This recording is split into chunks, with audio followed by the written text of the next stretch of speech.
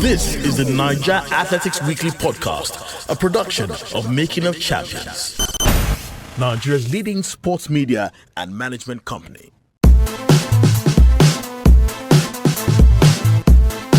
Tobi Amusan has done it again. The UTEP freshman raced to a second-place finish in the 100 meters hurdles at the NCAA Track and Field Championships held over the weekend in Oregon. Tobi crossed the finishing line ahead of tournament favourite Cindy Ofili, who finished 4th. Welcome to another edition of Niger Athletics Weekly, where we bring to you the exploits of Nigerian athletes home and abroad. As always, I'll be joined by my fellow analysts, Chris and Fumi. Welcome to the show, guys. Thank you for having us. Great being here once again. So, Chris, how do you feel not hosting your show today? I'm still on the show, so Yeah, whatever. Yeah, it's still the same thing anyway. So, once again, Tobi has impressed us.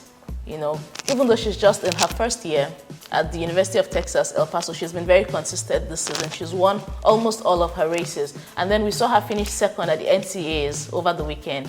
I mean, okay, some of us have to swallow. I was expecting you to even say that first. You and Fumi. Yeah. We need to swallow our pie. Yeah, we need to. I told people when we recorded the last edition. Tobi really impressed us. I mean, she was that she could do it, but you never expected her to do it against Cindy Ofili. Because even if she didn't come first, what she still ran looked like first position. To me, since she finished ahead it was wind aided. But it was wind aided, but at least she finished ahead of Cindy Ofili. 12.79 is quite impressive for this young lady. Ofili stumbled on one hurdle. That's why she actually... Not exactly. Don't even say that. Because even when the person fell, her opponent fell, she just kept on. Like nothing had happened. But I think she didn't see Jasmine Camacho Queen coming.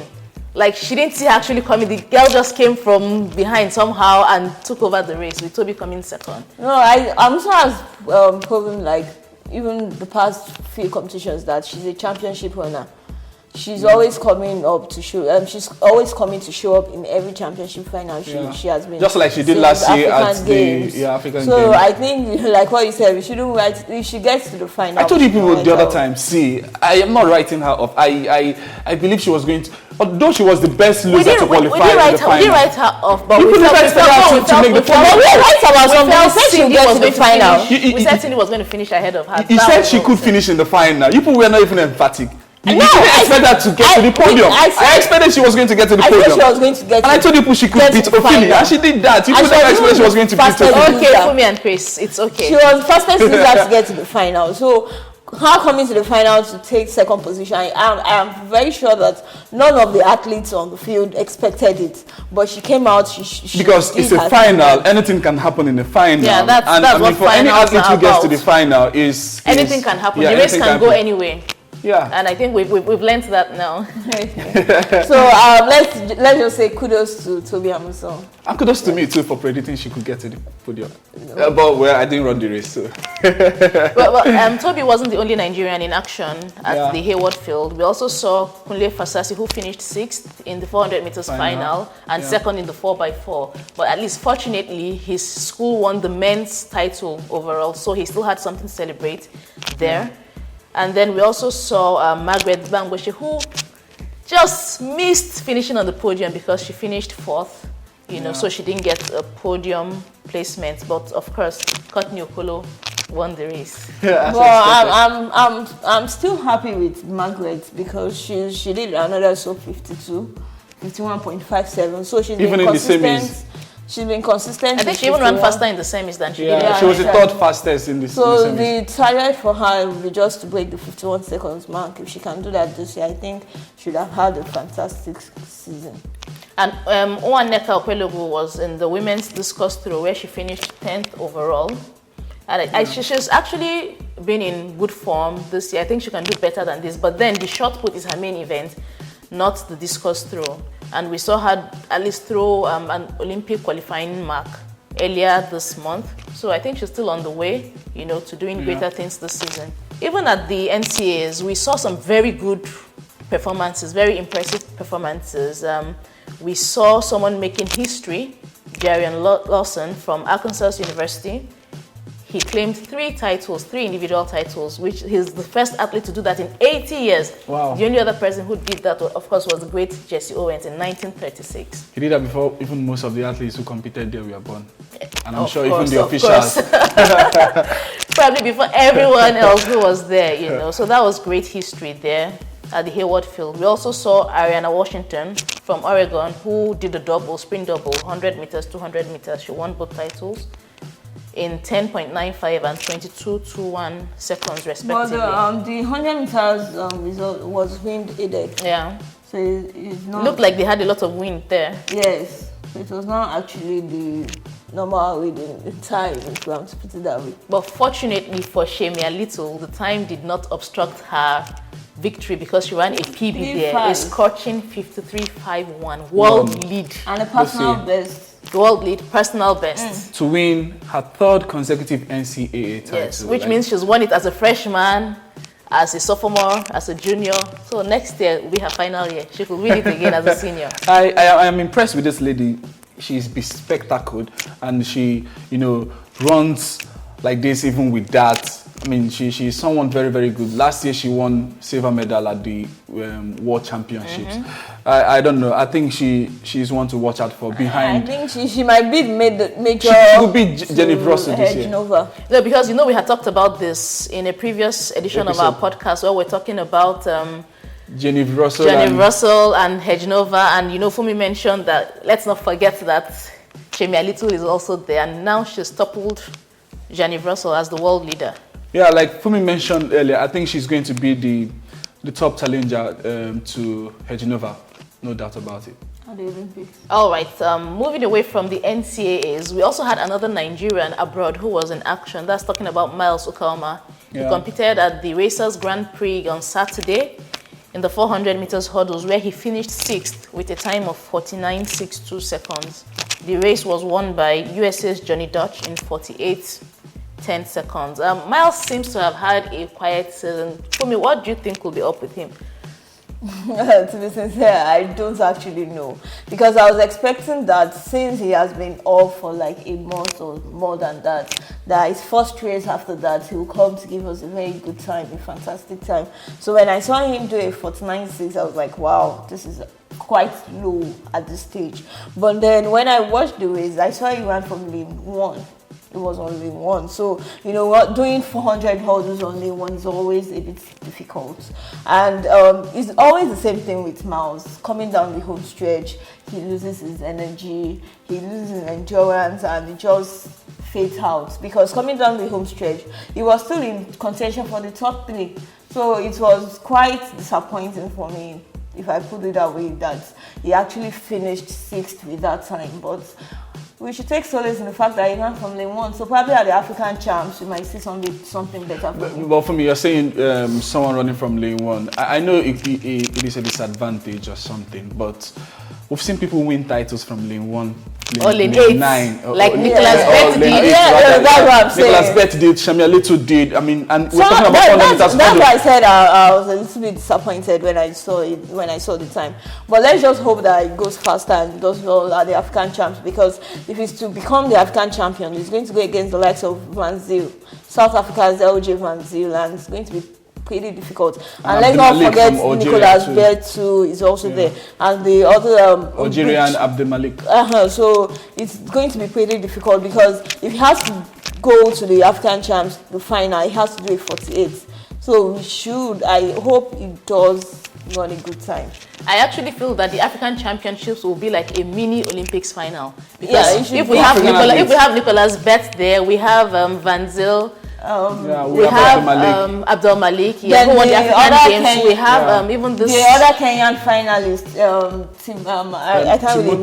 Tumutu. It was also, so imagine what. And we do not even know what the form of Commonwealth champion is right now. Cornel Fredericks. He's going to be there. He's in South African team as well. So that's a sort of Olympic final. So it will be a good test for Miles ahead of the Olympics. You're listening to the Niger Athletics Weekly podcast, a production of Making of Champions. Moving away from our athletes abroad, let's come back home to Nigeria, where we had the final leg of the AFN Golden League in Akure. Yeah. sometime last week, and all three of us were on ground there. We saw what Exactly. went on in Akure. But Chris, formally, you were the official reporter for that event.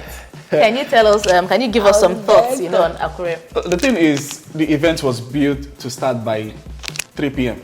It started, let's say, 15 or 20 minutes past 3 because the officials were struggling to get the Timetronics up and running. They had problems with it, so they started with the long jump. All the spectators who came to view the event were busy watching the long jump while the officials were trying to sort out the time. So even the 100 hurdles, women's 100 hurdles, that was the first race that commenced. It took about 20 minutes before they even started it. They initially wanted to use hand timing for it, but I think they eventually sorted out the times. But the long jump was one of the standard events, the women's long jump. We saw Commonwealth champion Ese Brume, jump to an Olympic qualification of 683 meters. Wow. Yeah. That was impressive. Yeah, impressive. And we equally saw Patience Okon George run a season's best of 51.09. Is it 06? Yeah, I think so. 51.06. Yeah, she's the fastest quarter miler this year, in Nigerian quarter miler this year. So those two were... Do you see Patience going for the gold medal in Durban? It's possible she's going to... We'll get back to that. Okay. And another thing, Orukpe did 46.22. Is good that he's now gradually stepping down his time. Maybe in Durban he will, run a 45 eventually. Yeah, but 44. 44? Oh, 44. He did 45 at the African Games. Don't forget. So the thing is, our athletes whom we presented, Joy Udo-Gabriel, yes, is sub 12 for the first time in her career. So 11.87. And Peter Edwin, who also competed in the men's 100 meters final, and 200. Ran a 10.6. It is equally a PB for him. So Peter was meant to compete in the B final, not so, but he they eventually had to ran in upgrade the A him final. to the A final, which I think served him better. Exactly, running against the bigger ones and all that. It was a good outing, a fitting finale to the Golden League, if I must put it that way. Yes, it was. There are some outstanding performances, if I'm to put it that way. Apart from the big names we know, like Divine, Ogo, we also saw some upcoming athletes also. When you talk about Emmanuel, Lawole, and Biola Shoye, they also ran PBs in their various events. They've been quite consistent in the Golden League this year. So it was really, really good watching them. Then I just want to stress on Joy, athlete Joy Gabriel. Yeah. That was actually outstanding for her, considering her age, and she's already doing that now. Just 17, and she's already doing 11.87. Yeah. And according to Coach Dejali, he said he has never started with her yet. Imagine that the stage he wants to take her to before the year runs out or before the national champs is to see her do it 11.6 or 11.5. So probably might just expect more from Joy, and it's like a worthy achievement for her. I'm so happy for her, and I'm so happy for MoC that we got her. We'll now listen to Joy Udo-Gabriel speak to us about her race. She was very excited after winning the B final of the women's 100 meters. Thereafter, we'll also listen to MoC coach Deji Aliu give his assessment of the athlete's performance in Akure. We're here with MoC athlete Joy Udo-Gabriel. She won the women's 100 meters hit final B. Congratulations, Joy. Thank you very much. You also set a PB today, your first sub 12. How do you feel? Yay! I feel very happy. Like, I'm so happy. I'm the happiest person here today. I wasn't expecting anything less, but I'm happy I did my PB today. I'm very, very happy. I'm sure my coach is happy about it too. Okay, Joy, I knew you were discouraged, in Shagamu after running 12.06, which was even a PB, but you weren't impressed that you didn't do a sub 11. So you did a sub 11 today. What was responsible for that? Well, I guess that was because I wasn't scared and I wasn't tensed. I was just myself. I was just myself today. I just told myself, I can do it, and I wasn't even scared at all. I'm very happy about that. On the normal day, I'll be very tensed. I won't even smile. But today, I was smiling, even on the track, even till the exercise, the warm-up. I mean, I was just myself today. You're a junior athlete, just 17, but you're running with the big girls now. How do you feel about that? Has that helped your confidence? Yeah, it has a whole lot. It has really helped my confidence. Because if I was to be running with my mates, I wouldn't do so well. But since I'm running with the senior athletes, I feel that will push me more to do better. So how do you look forward to competing at, let's say, the national trials? Man, I leave everything in the hands of God. I don't know what to expect, but I leave everything in the hands of God, though. But for the rest of your season, what's your aim? What are you hoping to achieve? Well, I'll just keep training to be a better person. I'll train hard. I mean, really hard, harder than before. Not play training. I'll really train hard to be a champion. Because being a champion is not easy. Nothing good comes easy. We know it's been a bit difficult. You're in your first year, in school. So it's been difficult training and then combining it with your studies. How do you hope to cope, seeing that you can actually run much faster now? Well, I'll keep doing what I've always done. Go for training in the evening, go for classes. I will just try my best because it's not easy, actually. It's not easy mixing school and your sports together. You have to live one for one. Actually, schooling is very important. Education is very important. But on the other hand, my future too is at stake.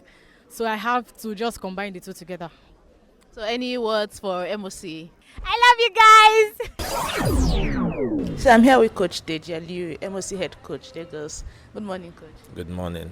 Yeah, Coach, 2 of our athletes were in action yesterday and both of them set PBs. John won her B race. Peter also set PBs in the 100 and 200 meters. What would you have to say about their performance? Well, I'm impressed. I think, like I said earlier, it's more like work in progress. And, it feels good when you put the work and you see the results. And that's exactly what happened yesterday. And I think there's more, from where this one came from. Well, Coach, I'm actually surprised to hear you say impressed, because I know it takes a lot to actually impress you. So what part of yesterday really impressed you? Well, for Joy, I was really impressed with the technical aspect of her race. For the first time, she made use of the block, and her driving phase was, not fantastic, but was very encouraging. At least she was able to drive 15 to 20 meters, which is okay compared to what she did the other time.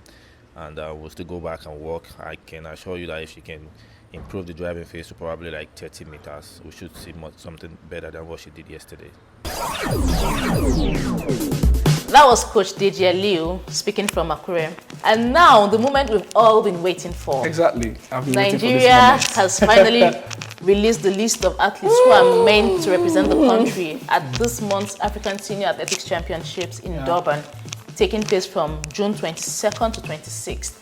We have 29 athletes competing for Nigeria in South Africa. We saw that Blessing, of course, is the number one name on that list. She's leading the other athletes to South Africa. And I think that's all right. But seeing other names too on the list, what are your thoughts about the list, Which names did you expect to see on the list, Chris, that you actually saw? Let me even put it this way to you, Yemi. How many athletes will South Africa present at these champs? They're presenting about 95 athletes. But you must recognize the fact that they're the host team. I mean, we should be able to take up to 40 athletes. Kenya even took more athletes more than those, if I'm right. Wow. How are we so sure that the 29 we are going with, that they're all going to win medals? And they won't get injured. Do we have results? Well, in the competition, does everybody on the team win medals? I mean, because the larger your contingent, the more likely you are to win medals. We even have more field athletes than track athletes from the list that they presented. So it's probably, I don't know, probably AFN is looking at the fact that field events will bring more medals for us than track events. Because I checked the men's for 100 meters, there are just 3. So who's going to take the relay team? Who's going to be the fourth runner for the relay team? If you're talking about field events, at least that we are, taking to South Africa, people like Tosin Oke, Kelechi Wanaga, these guys won gold medals.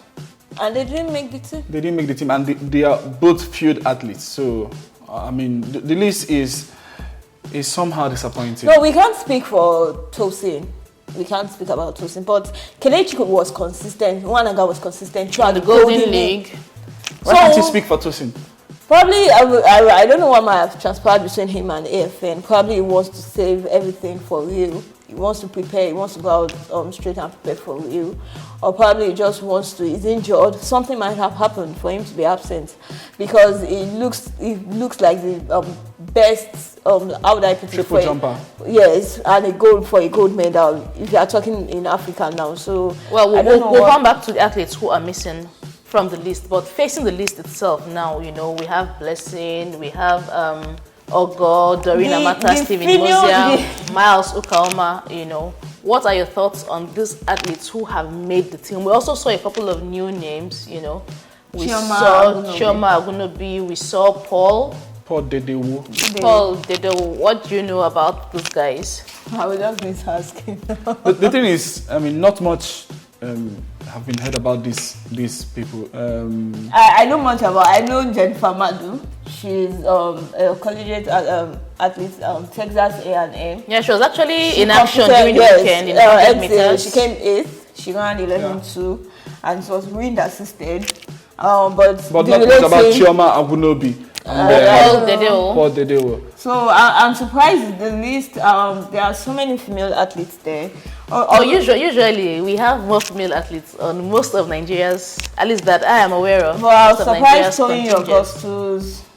Yes, I was surprised Tony Augustus actually made it. But Tony Augustus, in the build-up to the World Indoors Champs, was quite impressive over the 60 meters hurdles. The question is, this list is basically about foreign athletes.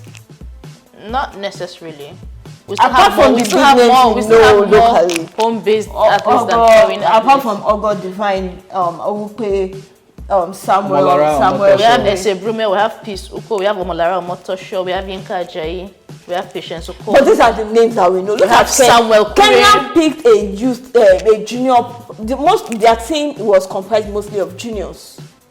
Because they want to come and expose them. But the thing is, I think we should have had a mix. No, we have the experienced athletes, and then you also have a youth-based team as well, so it could be 50-50 either way. It should have been 50-50. If you're talking about Kenya, South Africa did the same thing. If you're talking about Kenya, Kiprop said that after Oslo, he's going back to Kenya to rest for 3 weeks and prepare for Rio. Prepare for the national championships, and for Rio Olympics. So, you don't expect them to come with all their.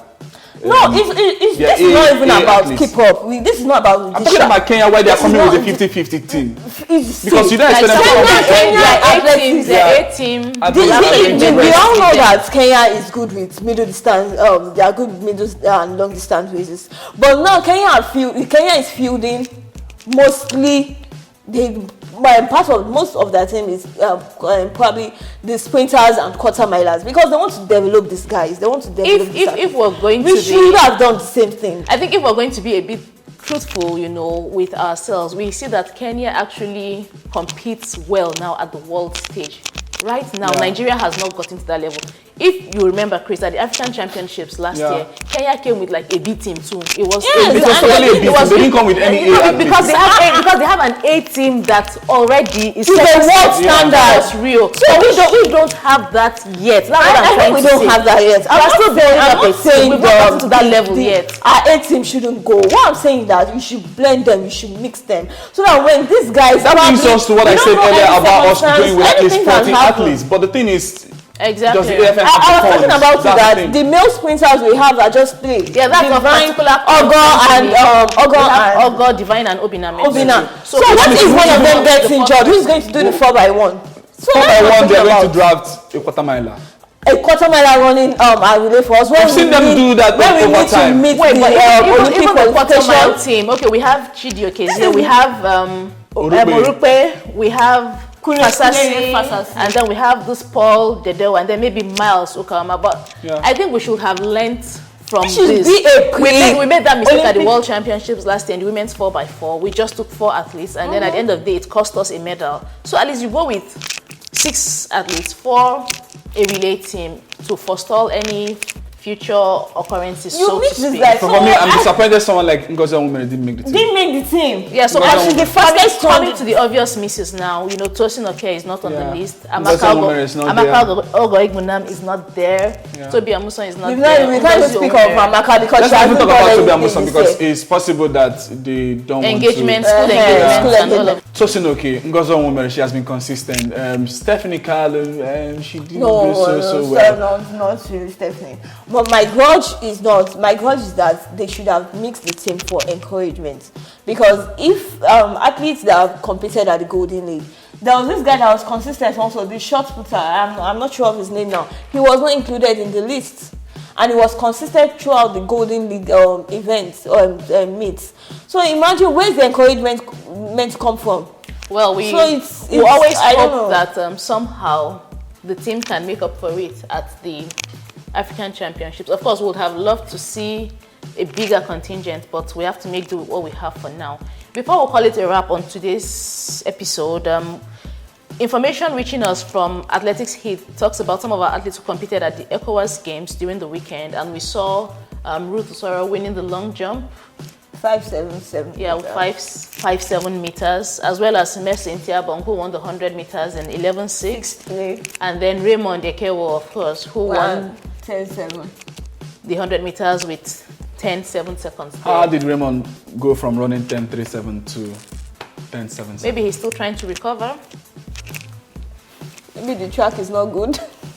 Thanks. Okay. So this brings us to the end of our show, Nigeria Athletics Weekly. Do join us again same time next week when we bring you more reports from Nigerian athletes home and abroad.